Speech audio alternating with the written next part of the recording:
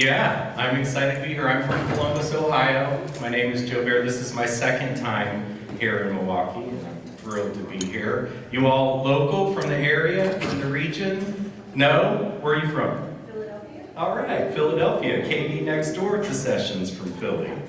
Anybody from Ohio? Yes? All right, I grew up in Cincinnati. Yeah, I worked at Skyline Chili and mowed the lawn at the car dealer across from Jungle Jim's Oh, yeah. when it was just a vegetable stand. Right. Right? Yeah, that's because I have all this gray. So, wow, so nice to see everybody. Thank you for being here.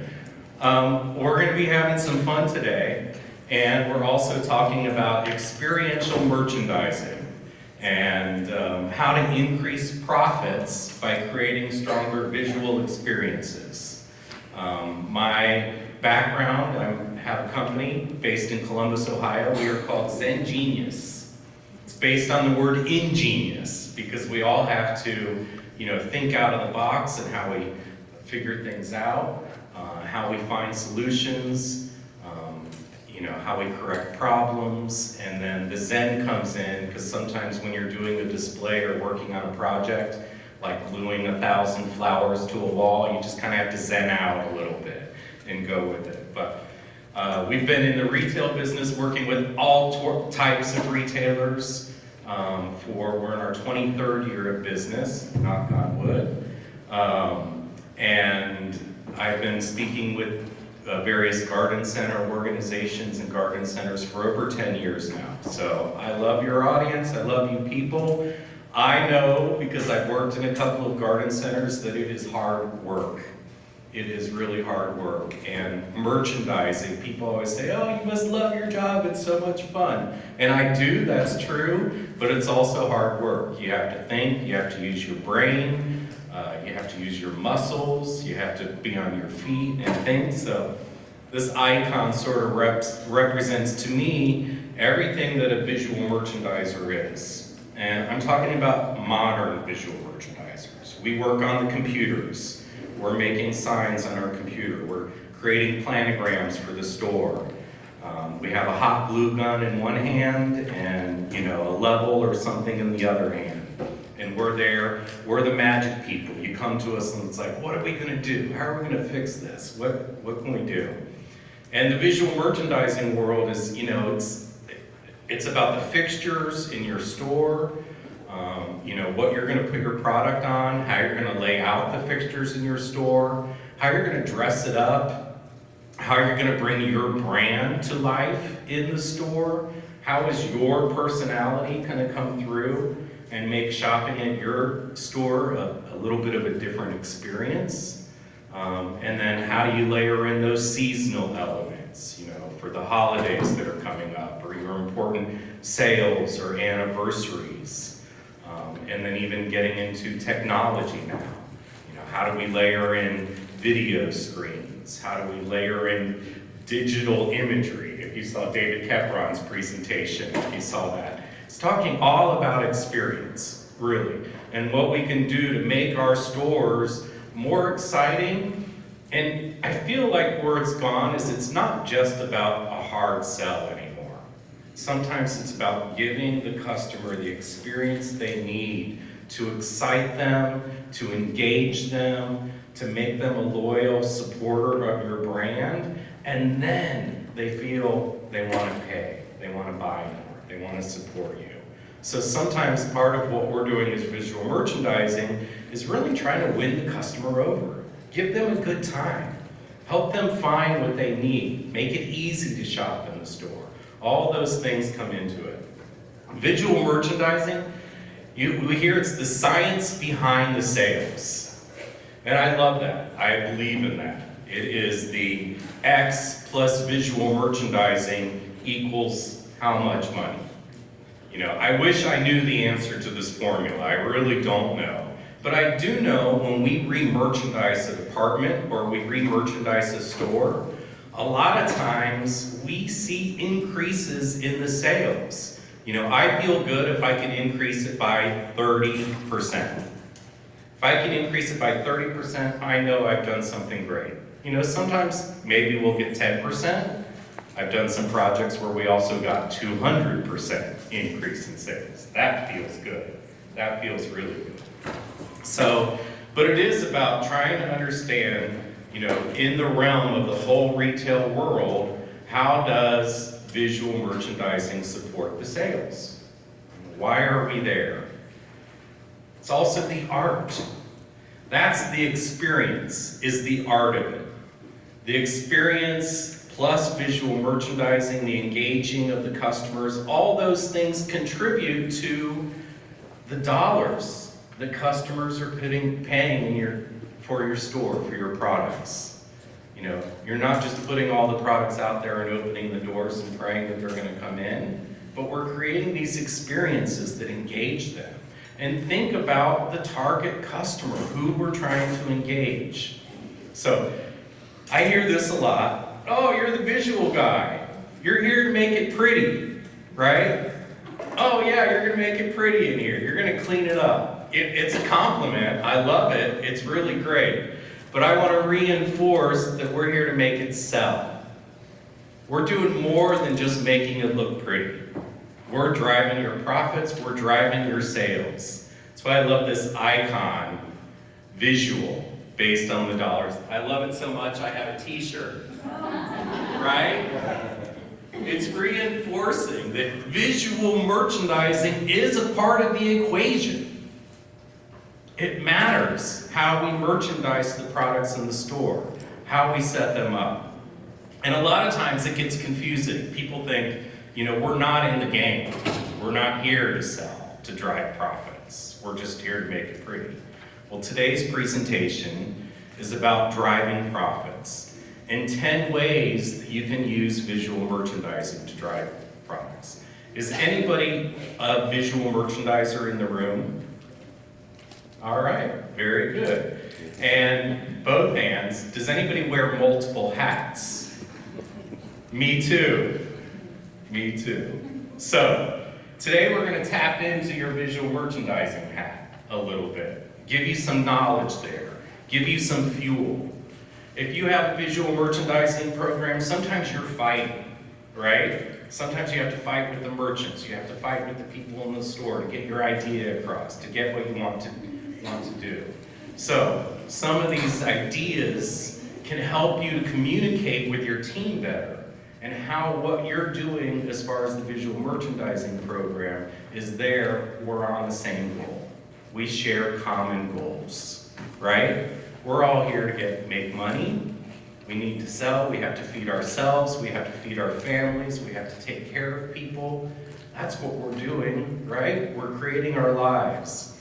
So we have to share the common goals. Visual merchandising is a part of the profit-driving strategy. But we also need to make sure that everyone is aware of the visual merchandising goals.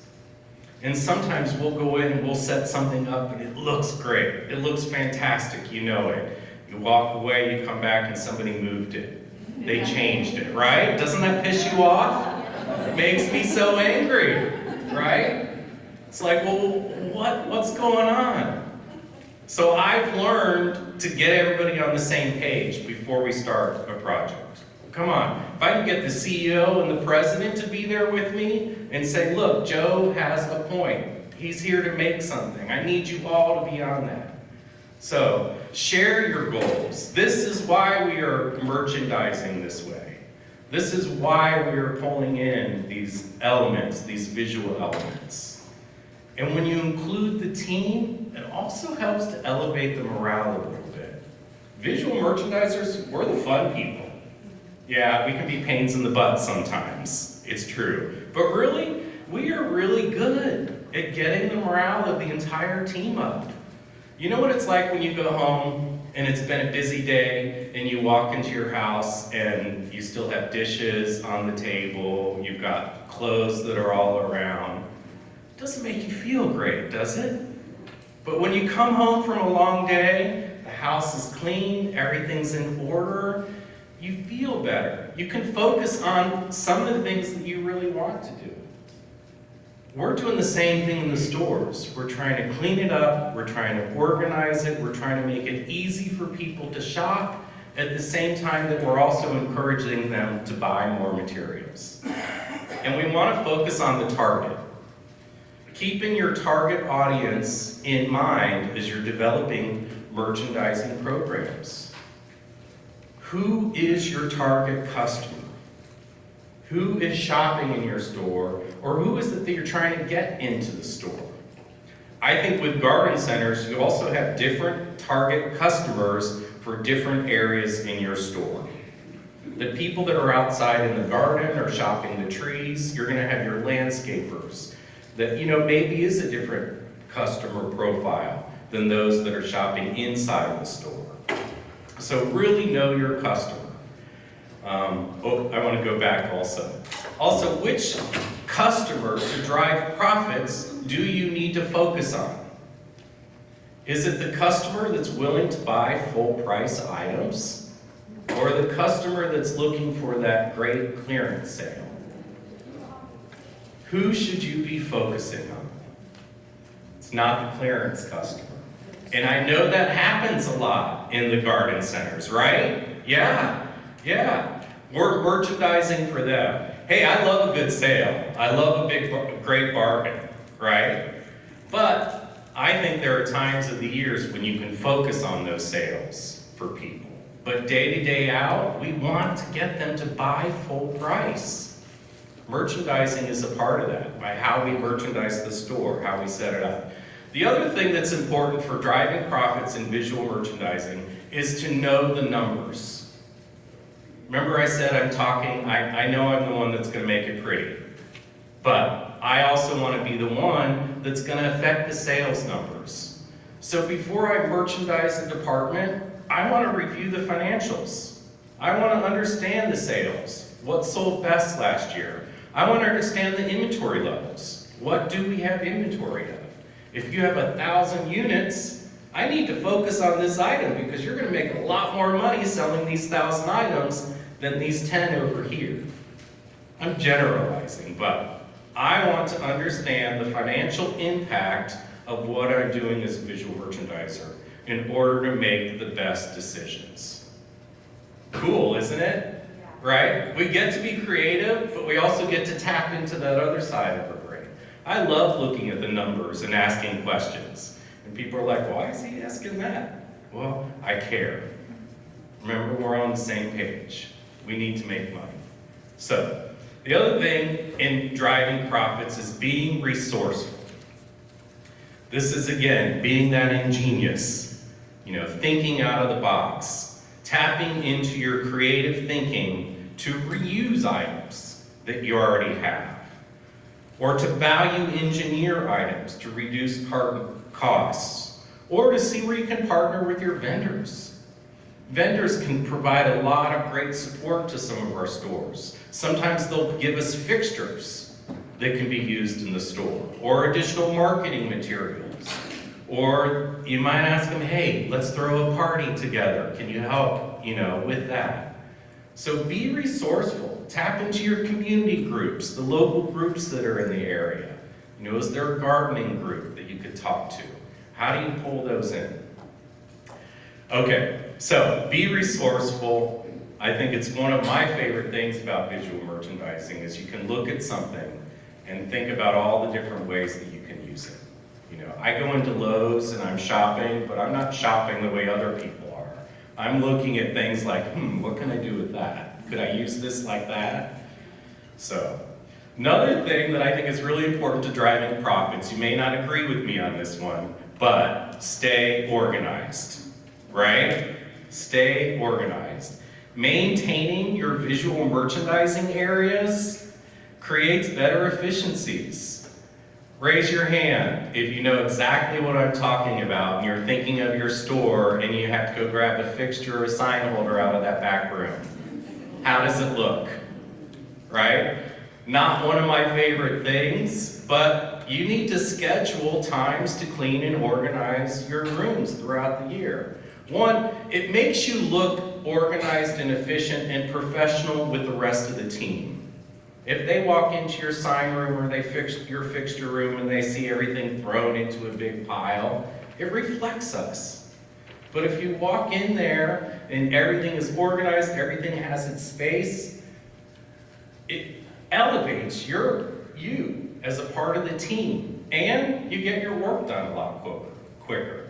Quoker, that's a new word, I guess.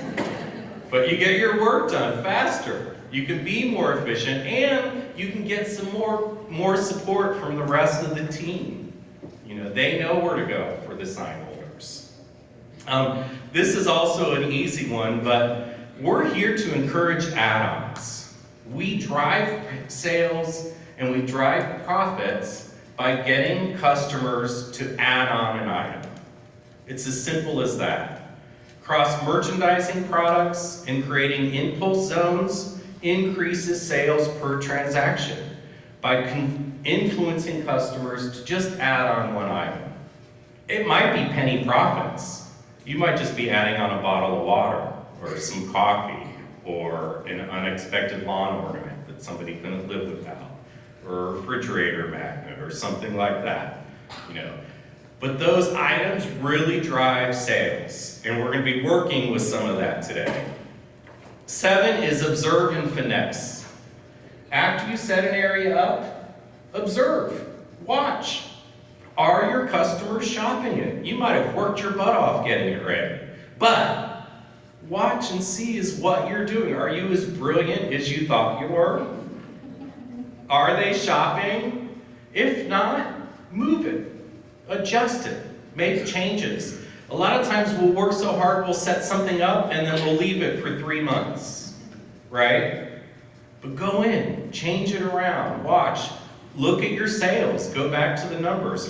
How many of these did we sell today? What can I do? Challenge your visual merchandising department.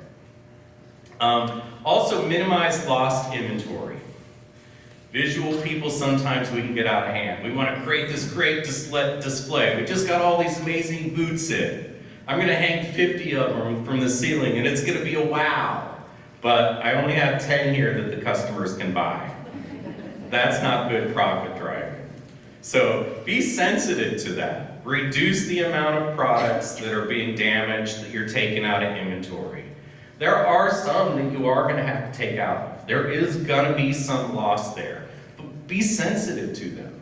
That's another way to get people behind the visual merchandising program. You know, they're not taking advantage of this situation. So, and celebrate your brand.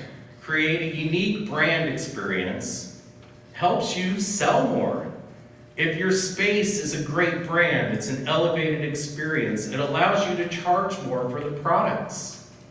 Right? If you're going to shop at, I used to always use Walmart as a reference, you have an expectation about the prices you're going to pay. And then if you're shopping at Neiman Marcus, your expectations for that brand and that experience are different, right?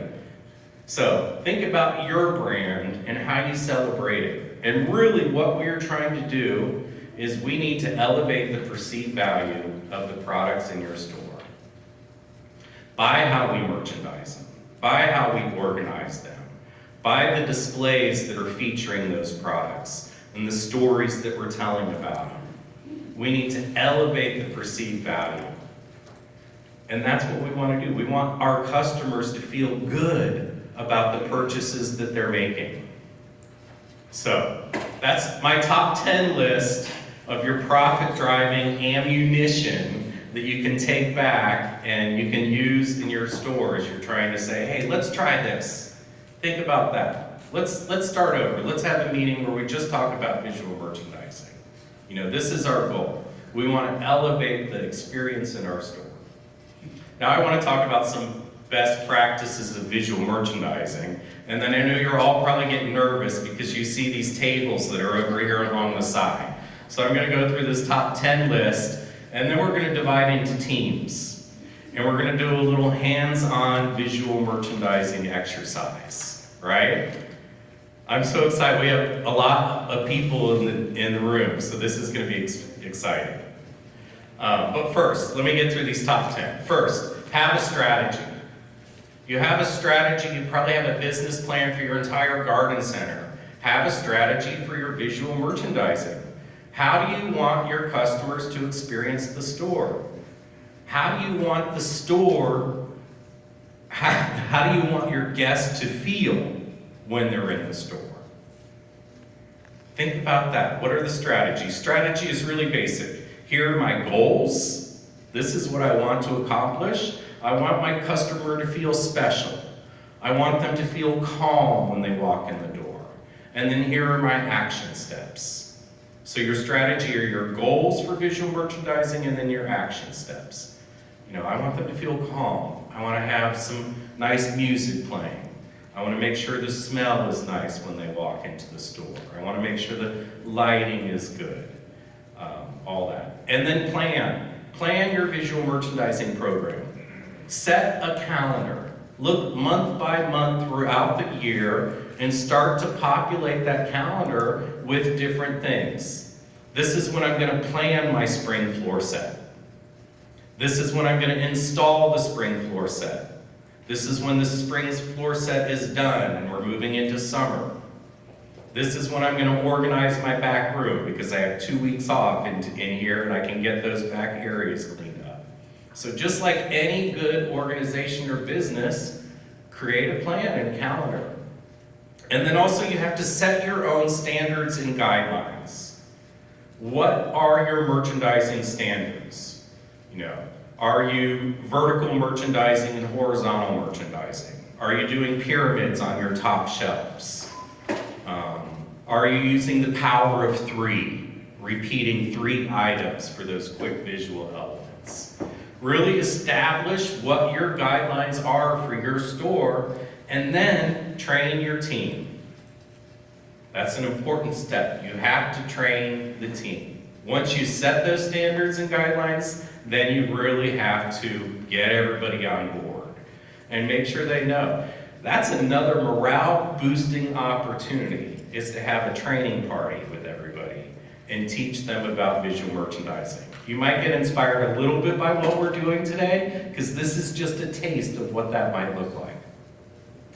Sightlines are extremely important to your visual merchandising program. One best practice is to just look at your store and identify where your key sightlines are as you're walking through the store.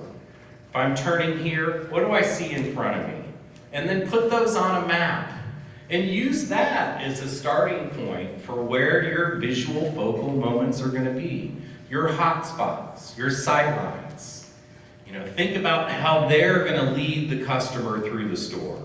How your sightlines, your customer sort of will go for this sideline and then they're going to move and go over to this sideline. And you're guiding them through the store with these great moments of visuals, great product statements. I also think consistency and repetition is a key. Maintain a consistent presentation throughout your store or multiple locations. If you have multiple locations, you want to make sure that there's a consistency in how each store, how the setup is. And use techniques like repetition. If you're doing a set of power of 3 on the top shelf or a pyramid, use that technique to repeat it throughout the department. It helps our eyes find the rhythm of how the store is set up. It makes it easier to maintain also, because they're not trying to create a new display every time. They know the formula. So think about that. I believe localization is also wonderful for visual merchandising. I think it's really important that we celebrate the communities or the neighborhoods where we're located. These are our customers. How do we walk in and they say, "Hi, Milwaukee, we're glad to be here. Thank you for shopping in my store. Thank you for giving me some of your time to see what we're creating for you in here." How can you celebrate? I always loved it when stores used to sponsor teams and you had the local softball team or the t-ball team. Is that still happening? Are we doing that? There's some great ways to connect with the community. And then storytelling. Visual merchandising is about telling stories. Layers and layers of stories throughout your store. These are your signs. These are your graphics. These are the silent salespeople that are helping to answer questions and drive your sales. We just did a garden center workshop and somebody said, "How important is signage?" Signage is extremely important. Again, I'm not saying visual clutter is what I'm looking for. I'm not looking for a sign on everything. But as a customer, I know for myself, if I'm in a store, I might feel comfortable asking 1 or 2 questions, maybe 3. But signs, graphics can answer so many more questions so that I don't have to ask. So they are your silent salespeople. The most important one is price. That's really what everybody wants to know. How much is it? So is that a sign? Is it a sticker? Are you giving that basic level of the story that they want to know? How much is the price? But then storytelling is also about elevating that brand. Why do you believe in this product? Why are you selling this insecticide versus the other ones? Out of these 20 that you're offering in your store, which one do you believe in as the expert? Those are the ones that you can tell the story about. And you all have a story. Your brand, your heritage story, the founder story. Where is that in the store experience? So somebody's like, wow, I really like it. This is a great store. How did they do this? It just feels good in here. Who are these people? Is there an area where you're celebrating your story in there? So, I also love a wow moment. I say, in your store, you should have at least one wow moment, one wow visual. Something where I know I've done good if I actually hear that word. If I hear somebody say, wow, that's cool. Wow, that's great. Wow, as they pull their phone out to take a picture to put on Instagram. I don't know. Maybe it's the oversized Adirondack chair. Anybody have those in your store? Yeah. That's a wow moment. A lot of people see them in the parking lot. That's a great place to start, but I don't know. I've seen garden centers, farmers. There are a lot of creative people out there, and I've seen some ingenious, wonderful ideas. So look for a way to have a wow moment in your store. Activations are extremely important. I put them in the visual merchandising program. What is an activation? An activation could be a special event. Hey, I'm going to have a tea party next week.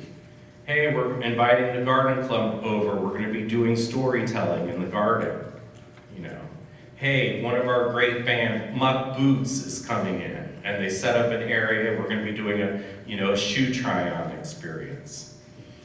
Or maybe it's just an activation like a photo wall. A moment in your store, maybe you're not selling anything at all in this 8 by 8 foot section, but you're creating a great photo opportunity where people want to stop and take a selfie, then that's going to help you because they're going to post it and people are going to see it and it's going to say where they are. So look for those opportunities to activate, Special events help you drive foot traffic into the store. They bring awareness to your brand. And then the last thing is to pay attention to trends. Katie Dubal is next door right now doing a presentation on trends. Get familiar with the trends. What are they? What are the current trends right now? We know what they were. I thought the mustache trend wasn't going to end, right? That one kept going and going and going. All right, one more mustache. Are they still back? Do you still have mustache product? Yeah, that was a trend. We saw it. It started, it got hot, stayed up. It was there and then starts to come down. So pay attention to those trends and get on those buses to bring them in. Embrace the trend designs. Like a big one right now is biophilic design. Have you heard the word biophilic? Biophilia? This is a very important trend. It's happening across all retail world. But garden centers already have a step up because you're doing a lot of that. You have a biophilic experience. But there are areas in your store where maybe you could bring more of that in.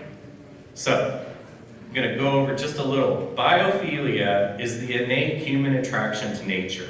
And I worked with Genevieve Mills at Oakland Nurseries talking about biophilic design. And it's how we bring nature into the space. And it's not just for stores, it's for offices, it's for public areas. But for stores, case studies have shown that access to nature and incorporating nature, customers are willing, to pay 15 to 25% more for a product because we've made them feel good. It's how we can drive profits. We want the customers to feel good. We can charge more for the products. My thing wants to keep moving ahead without me. So, look into biophilic design. The challenge that you're going to get is a little biophilic inspired, because visual merchandisers, we are inspired by nature. We're out in nature, we're looking for, ideas that we can bring into the store environment, and how we can bring some of these natural textures into the space, how we can warm it up, how we can make it more engaging, by some of the textures, celebrating nature as we do. Being inspired by the colors of nature, looking at the impact on a beautiful, glorious fall day, or inspired by a rainbow. And then, that does inspire how we merchandise the wall, how we set it up. We're looking at color relationships. And again, how we can mix that up also. Merchandising vertically by color, we're incorporating pyramids in there. You can see horizontal merchandising. We're combining all of those merchandising standards in one presentation here. So what can we do? How do we make some of these departments in our store that are, a little boring, more exciting? How do we create a story? How do we tell the story of what we're doing and celebrate many of the products that you're already selling, or that people should be coming to you to buy so that they can incorporate it into their home or their office or their business? Biophilic in nature in retail is a huge trend. This is the Timberland store. They're a great example of how they're celebrating all the textures. The trees, the rocks, the moss, the wood, how they're bringing that in. How they're combining digital technology with tangible elements also to create that whole experience. So, we have to get creative in the world. How do we, use what we have? Let's go behind, look at all those broken tools that are in the back that nobody's using. What can we do with them? How can we be creative? How can we use things like plywood and paper, cardboard to make something exciting? Even Target, they're a big role model, somebody to look at. That simple outline of a bear, the astroturf that's on the ground, those things. Texture of burlap. This is one I created this window. We have a little shop called the ZG Marketplace. And I was looking in the back, all right, what do we have? Oh, I've got a lot of burlap. What can we create? So we created this Christmas beast, just what we have. So I want to inspire you with that. We're going to create a little bit. You guys ready to create? I'm going to count you off into teams. We're going to have 5 teams, and we're going to do a biophilic visual challenge. Each team is going to have a flavor of tea to work with.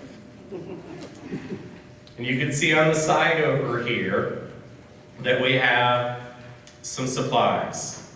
You're going to have 2 boxes of tea, so you have 12 boxes of tea to work with. I'm going to suggest maybe you use one of those and open it up and use it for your display or your item. You have a toolbox with some basic items, scissors, a couple little mannequin men are in there, moss, burlap. And basically, I want you to look at your fixture that you have there. This is simple, and we only have a half hour. And you're going to be like, wow, we created that in a half hour? We did that? But think about the top of your display. Maybe that's where you're going to tell the story, or where you're going to have a visual element, or the display. And below that is where you're going to merchandise the product. So your customers are being attracted, they're being educated, they're being taught something about the product on the top shelf, and below it is where they can grab it and buy it. And you might want to put the price, you might want to, we'll let you go. So, I'm going to divide you into teams of 5.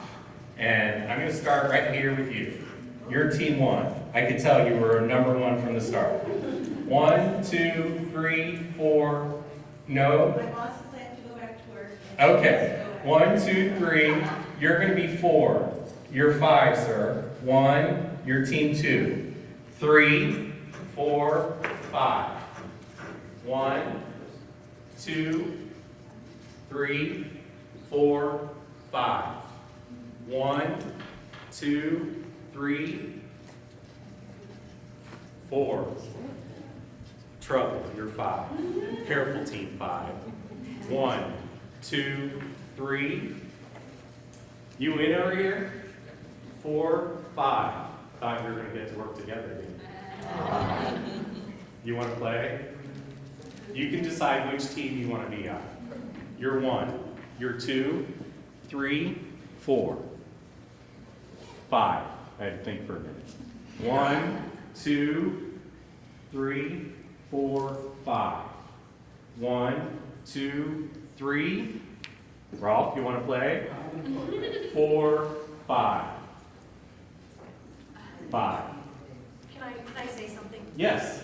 So we went to Cultivate this year, and we did a day-long workshop, and part of it was going to Joe's workshop at his Zen Genius place. And is that place you were just talking about? Yeah. I don't know if you had said anything because we came in later. No, I didn't. But you guys, it was so inspirational and good, and I was so nervous because I'm not good at this kind of stuff. I hire people that are good at that kind of stuff, but I'm not good at that kind of stuff.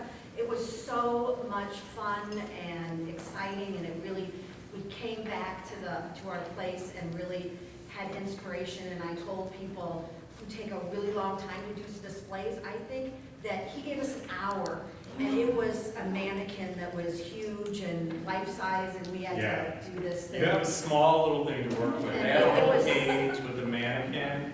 Thank you. It was so much fun, and his team is so great.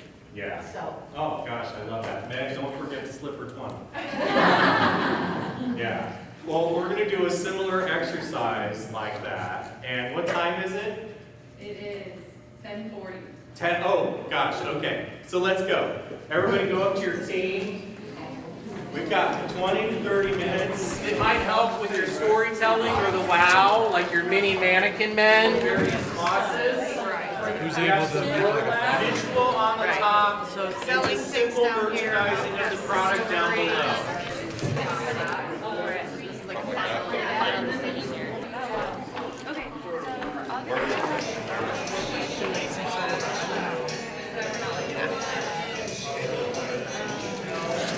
With some fabric.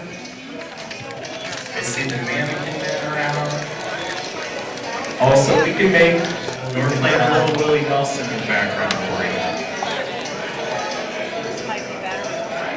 How can I let my customers taste this tea? So, as a part of your in-store strategy, you might decide that you want to offer samples. Team 5, I'm feeling a wow already. Really, I see 2 layers. Nice incorporation of the light inside there. Colors. Little hat on top. Very nice. Who made that? All right. She's going to be here from 3 to 5 making tea cocktails. Tea and vodka. Love the excitement of this cascading tea waterfall. I mean, this is the wow. This is in miniature scale, but this is the wow that's going to pull us over. Very nice merchandising in here. Again, I caution, where's the customer shopping? You know, a lot of this feels very visual, but I want to give them, they don't want to, they're nice people. We decided we need a better buyer because you didn't give us. Oh, okay, that's true. That's true. Yeah. Really wonderful. The signage is good. The simple details, layering, the graphic is nice. Using the same font, the color, simple consistency. Love it. Repetition, power of 3, all of that. Okay, Team, oh, you want a round of applause for Team 5? Team 4, organic elderflower, really wonderful. I see the moss that you added there at the last second. I was like, 20 seconds, give me some moss, quick. It looks great. I love the fashion influence. Remember, we're thinking about your target market. Who's going to be buying this tea? Who's coming in? You know, we're saying this is a woman. She's probably into fashion, probably wants to go home, grab a good book, you know, light a candle, have some of her tea. Really great. I love the detail here, the flowers here. Again, visual up here, shopping down here. Nice layering of the sign holder. Really great job, Team 4. All right.